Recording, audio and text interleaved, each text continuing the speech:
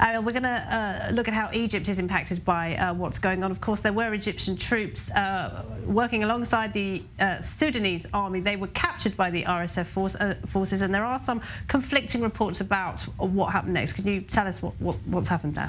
Right, Laura. So as the clashes erupted across Sudan, over the weekend, the RSF posted videos online showing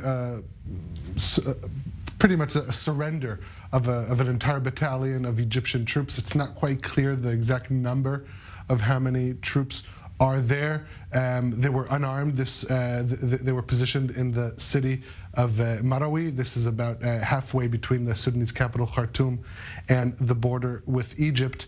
And this has the Egyptians concerned because it has them more involved beyond the fact that they neighbor with Sudan, and they're considered a key player here in trying to call for mediation. President Abdel Fattah al-Sisi already said that he had spoke with his South Sudanese counterpart, and the two of them are ready to play a role in mediation.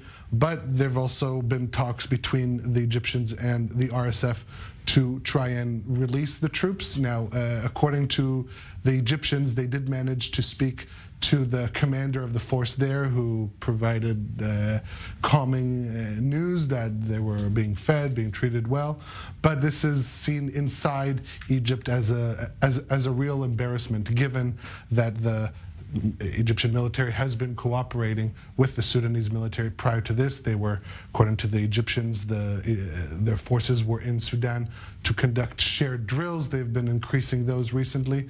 And so Egypt is indeed invested in this escalating conflict. And this does have the potential, doesn't it, to reverberate far beyond Sudan's borders?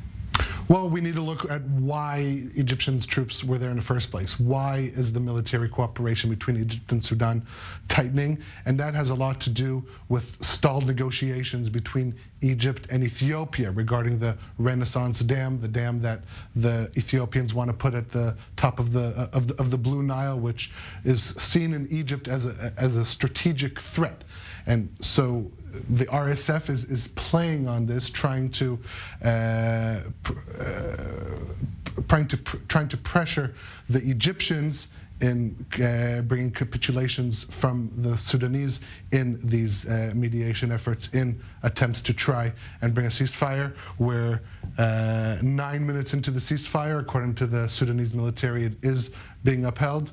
But if we look at just yesterday, it was more or less in about a few minutes that it was not. Previous ceasefires collapsed pretty quickly, didn't they? Ariel, thank you very much indeed. Ariel Osseran there.